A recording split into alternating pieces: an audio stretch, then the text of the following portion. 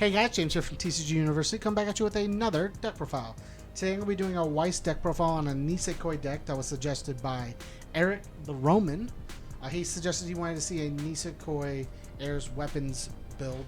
So I went out and took a little longer than I thought I did to find some of the pieces I wanted. But I eventually found them and I put the deck together. I played 2 games. I wish I got more chance. I might find more chances to do more. Obviously, maybe they might come in before this deck profile comes out. Maybe not. Maybe they'll come after. I'll always have this deck, so you'll probably see it more often. I'm not gonna take this deck apart just because I've already made it, unless I need to build a different deck for another video. Which, if you guys have any suggestions, please leave them down in the comments below. If it's a deck if it's a series or a license I don't already own in Weiss Schwarz, I will definitely go out of my way to try and find it the best I can. Without further ado, let's get into it. So we're playing 3 Great Disguise Sashiro. She's a very good turn 1 play. She's a 4K when you have 2 or less stock, and just kind of sits on the board. We're playing 4 Learning About Love Sashiro. She is a 3500 beat stick that says on play, you look at the top card of your deck, you reveal the top card of your deck. If it's in our deck, if it's your climax, you are going to burn one with that. You're going to burn that card. So it kind of sucks if you hit it, because not only do you burn when yourself one, but you're also burning yourself a climax. But we built the deck around only hitting those climaxes. If I played like keys and stuff like that, other things, other non-Heiress or weapon cards, we'd miss a lot more. The deck's built not to do that. But her ability is on play, reveal the top card if it's not an Heiress or a weapon card, put it into your clock. So it can't get out of hand, but it is a nice 35 beat stick. I wish I had 4 of this card. I would probably swap it out for one of these. It is 3 Surprising Side Chitoge. It is a Suicider, and it also is our runner. It's a very strong card, very good card. Like I said, I would probably swap out one of these. I have 4 of it. I just couldn't find 4, and was tired of trying to find all the pieces for this deck and not putting it out. We're playing 3 Sashiro Cannot Be Honest With Herself. I personally actually like this card a lot more than I thought I did. I was originally putting it in just to find a Sashiro to match for colors that would produce some sort of activity that wasn't just me playing a Sashiro just like 3K vanilla beat stick.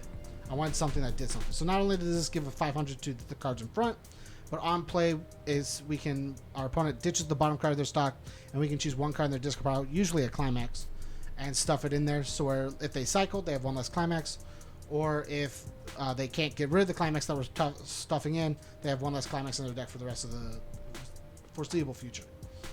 And then the last level 0, we're playing 4 Paula McCoy.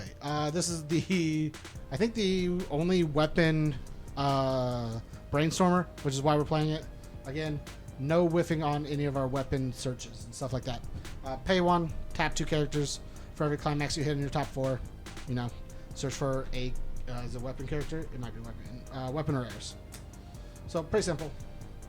In terms of our level 1 combo, I don't remember how many choices I had, but I remember that the choice I went with was Girls Uniform, because I thought it was better than the other ones, if there were any. It gets 500 for every other character, so at max it gets a 6K.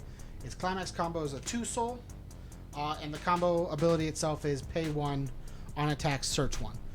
It's just an even kind of trade. It is obviously not as strong as other characters that get to just search things for free nowadays, but I feel like for this deck specifically, it being able to do what it does is pretty strong.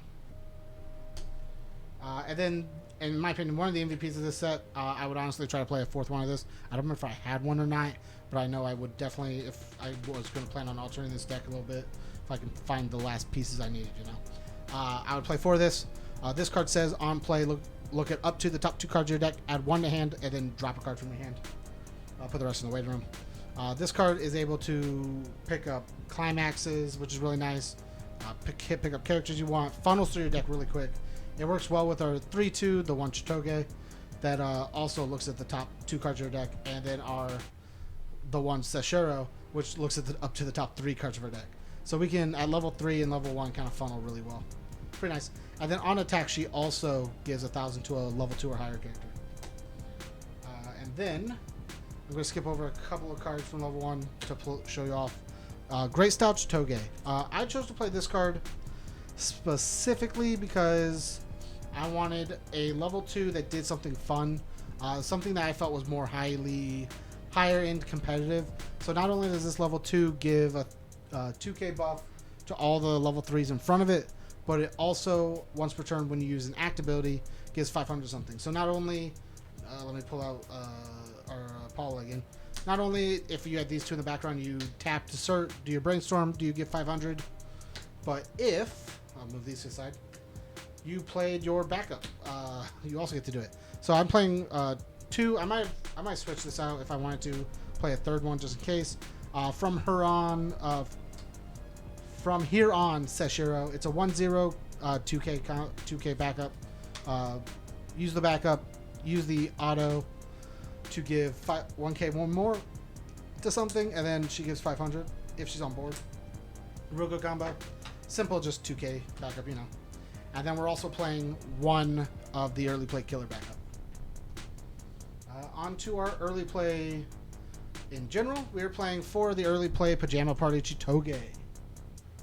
This says if you have 4 or more Heiress or weapon characters on board, she gets -1 level, and then she gets 500 for each other character on our board, each one of the weapon Heiress characters on board. So she becomes an 11k, which is really nice. It makes, where is it? Having this on board makes her a 13, which makes her last a little longer. And then her other ability is when she's frontal attacked, we can look at the top card of her deck and choose to keep it there or not, which is also very strong in the sense of if she sticks, we get to keep doing it. If not, whatever. She's still an early play that can continuously do that till she dies. Then we're playing one of the Love Story Seshiro. I'm going to read it because there's a lot of text on this card. Basically, this is the change that goes into the 1 Seshiro. But her other ability is put a card from your hand into your clock. When this card is placed on the stage from your waiting room, when this card is placed on stage from your waiting room, you may pay the cost. If you do, choose a weapon or Heiress character from the clock. When this card is placed on the stage from your waiting room. I don't know how that would work. I have to look at that. I'll look at this later. But I mainly play for switching into the 1 Seshiro, which is auto on play. Look at the top up to the top 3 cards of your deck. Go ahead and select one, ditch the others. And then her other ability is if you have 2 or more characters, 3 or more characters with weapon or Heiress, she becomes an 11k, which is super strong. And then we are playing 1 Ties with You Chitoge. When this card is placed on the stage from hand, you choose a character, and that character is 1500 for the turn. And then she is the change into the 1 Chitoge, which is on play, look at the top 2 cards of your deck, or draw 2, ditch 1. On play, draw 2, ditch 1. And then combo, when you have the diary, which is a draw, and then give 2k1 soul to something. She gets the ability to have an extra 3k, making her a 13. And then also has the ability of auto. When her damage is canceled, she gets to burn 1. I've actually used that ability a lot to put my opponent in situations where even if they block, that burn 1 was going to kill them. And I've only played 2 games with it so far, and it did it every single time, which is really nice. So let me know what you guys think down below. Shout out to Eric, the Roman, once again for the deck suggestion. I actually really enjoyed playing this deck. It worked out a lot better than I thought it did. There were a couple of flaws, but I don't know if that was deck error, building errors, if it was just first time playing errors, or if it was more of the deck limitations being Heiress and weapon builds. But again, like I said, shout out to Eric the Foreman, Eric the Roman. Make sure to like, comment, share, subscribe. Let us know what you guys want to see in the future. Like I said, I'll go out there and search for cards and build a deck if I'm really able to, even if I don't have the cards yet. Make sure to check out our Patreon, patreon.com/TCG University. And as always, guys, stay learned.